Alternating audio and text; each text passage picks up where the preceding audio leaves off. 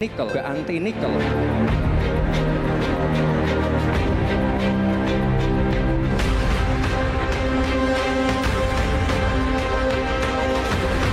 Kami sama sekali tidak anti hilirisasi. Yang kita anti adalah yang disebut Pak Muhaimin kemarin, hilirisasi yang ugal-ugalan. Ekonomi baru, itu tadi kan udah saya jawab, Gus. Mungkin Gus Muhaimin juga tidak paham dengan pertanyaan yang diberikan ke saya. Mungkin itu kan dapat contekan itu dari Pak Tom Lembong mungkin ya. Terima kasih. Nikel, intinya ada negara yang nggak mau pakai nikel. Nah, itu loh Gus yang saya maksud. Apakah Gus Muhaimin juga anti nikel? Baik, waktunya habis. Terima kasih. 95% biji nikel itu dipakai untuk urusan Cina. Dikasih harga kan gak ada harganya. Harganya di Shanghai $80. Pemerintah resmi menetapkan buat Cina itu $34. 95% produknya diekspor ke Cina. Bebas bayar pajak 30 tahun. Tolol itu namanya. Perkarakan saya, silakan Pak Jokowi. Ini saya udah bilang kemana-mana, bahkan sudah di sidang kabinet terataskan omongan saya itu. Tapi masih dipidatokan lagi. Wah, kita dapat rezeki nombok 450 triliun. Kebohongan luar biasa itu. Kita kan rakyat Indonesia, Cina yang dapat 400 triliunnya itu. Jadi jangan main-main ngurus negara. Ya namanya hilirisasi, ya namanya industri tambang, itu kan semua harus memenuhi kaidah. Jadi kalau sudah memenuhi standar, di mananya ugal-ugal? Saya nggak ngerti bagaimana Tom Lembong memberikan statement seperti ini. Bagaimana Anda memberikan advis bohong kepada calon pemimpin yang Anda dukung?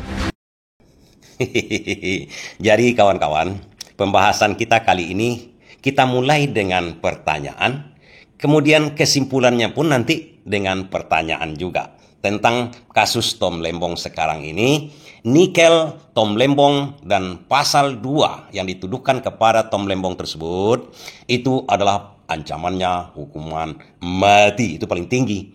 Paling tidak 20 tahun, woi. Dan denda segala macam-macamnya itu. Luar biasa ini pasal yang dituduhkan kepada Tom Lembong sekarang ini.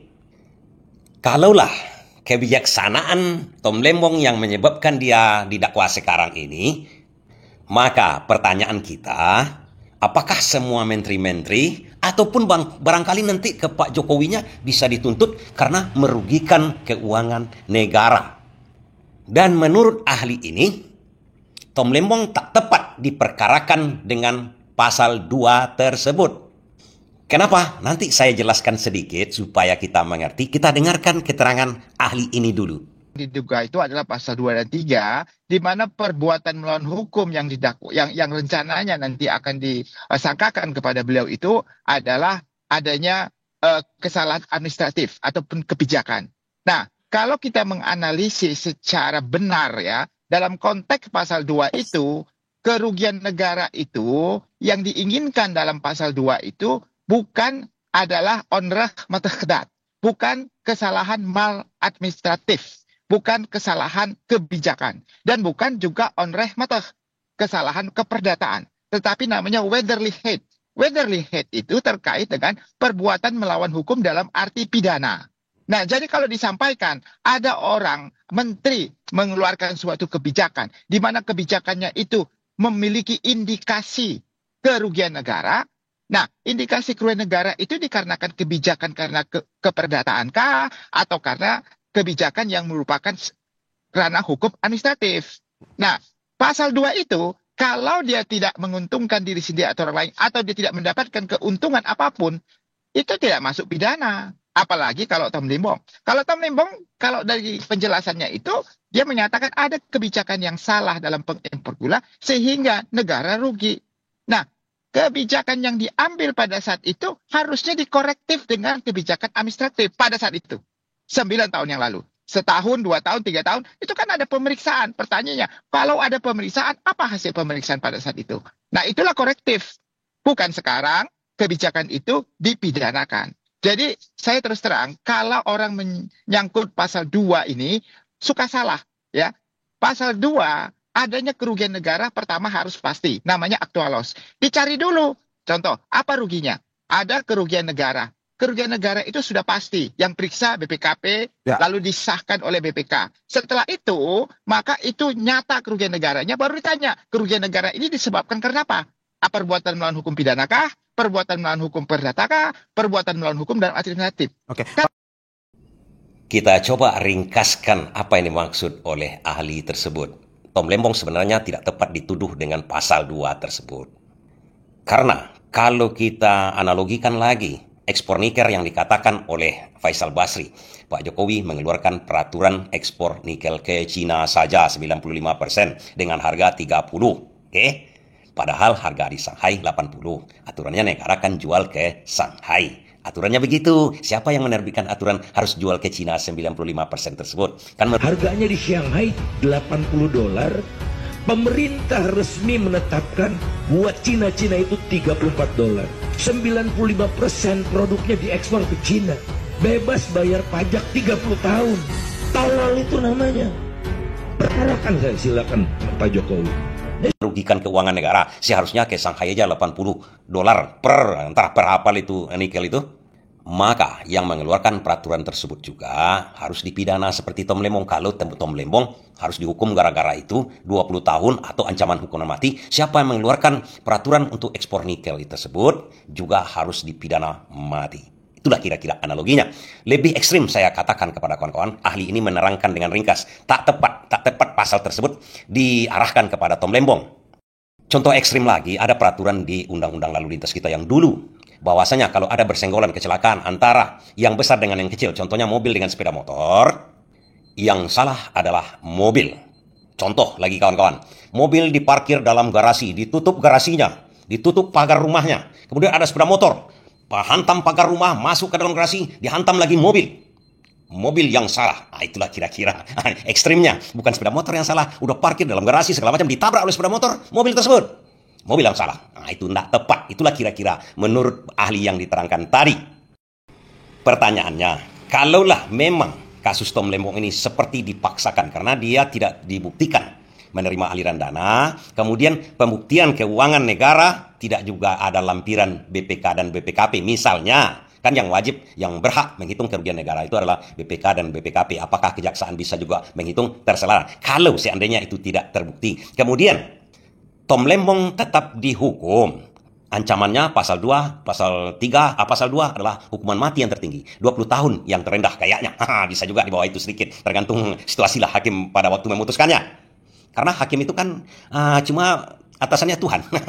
Dia bertanggung jawab ke Tuhan. Tak ada tanggung jawab ke siapa-siapa. Mau dia hukum mati, mau hukum 20 tahun, setahun, bebas. Itu dia bertanggung jawab sama Tuhan.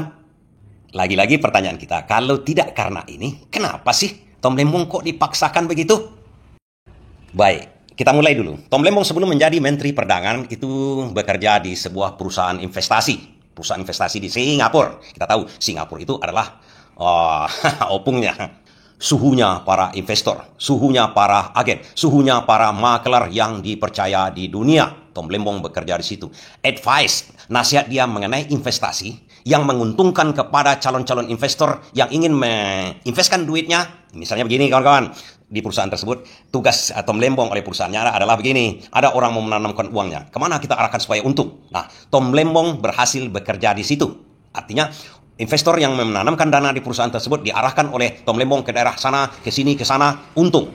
Dan itu track recordnya bagus di Singapura. Kenapa saya katakan track recordnya bagus di Singapura? Begitu dia diangkat, sedang bekerja di Singapura ini, diangkat oleh Jokowi menjadi Menteri Perdagangan. Kemudian dipecat oleh Jokowi. Dia masuk lagi ke perusahaan yang sama di Australia, di Singapura juga. Artinya tenaga dia dipercayai. Artinya pikiran dia, integritas dia dipercayai. Kalau selama ini dia bekerja di Singapura itu tidak dipercayai, tidak sesuai dengan keinginan dari perusahaan, tentu saja dia dibuang. Dan Singapura, tahu kita sendiri, perusahaan atau yang bekerja di sana itu integritas harus terjaga nomor 1. Artinya dibuang oleh Indonesia, langsung ditampung oleh Singapura kembali. Dan kebetulan Tom Lembong jago dalam hal ini. Makanya kalau dia menerangkan nikel, hilirisasi nikel, ekspor nikel yang ugal-ugalan ke Cina itu katanya membuat harga nikel kita itu anjlok. Hancur investasi kita itu. Rugi seperti yang dikatakan oleh Faisal Basri. Lebih bahaya lagi. Tom Lembong mengatakan cuma ugal-ugalan karena dia harus diplomasi sedikit.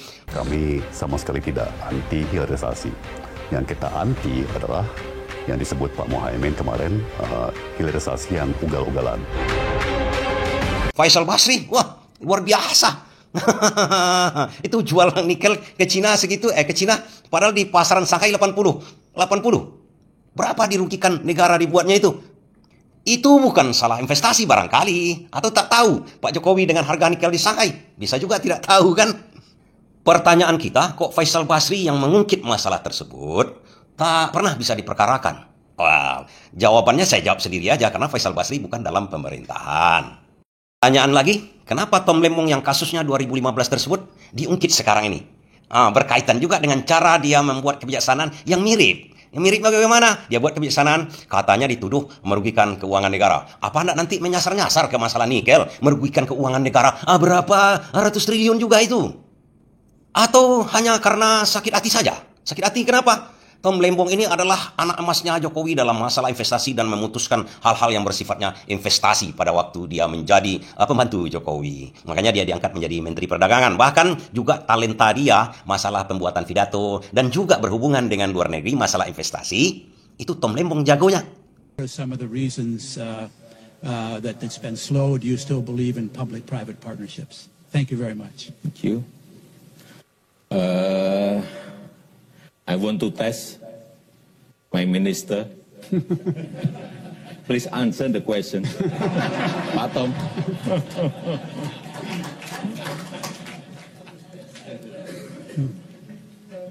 But don't speak longer than my speech. Thank you, Mr. President, Mr. Talbot, Congressman Sherman. Tiba-tiba Tom Lembong waktu Pilpres kemarin kan mendukung Anies Baswedan.